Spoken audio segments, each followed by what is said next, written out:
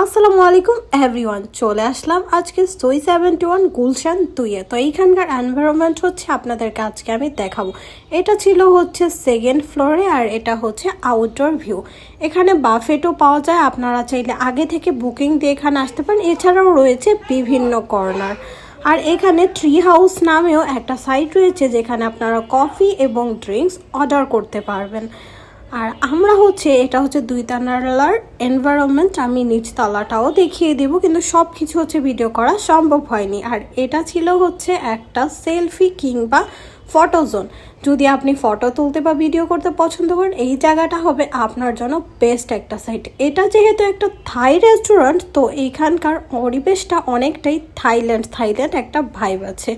আপনি যদি এখানে চান ঘন্টার পর ঘন্টাও টাইম স্পেন্ড করবেন, আমি আপনাদের বলবো আপনার কাছে একদমই বোর লাগবে না। সোই 71 আসলেই অনেক জোস ছিল।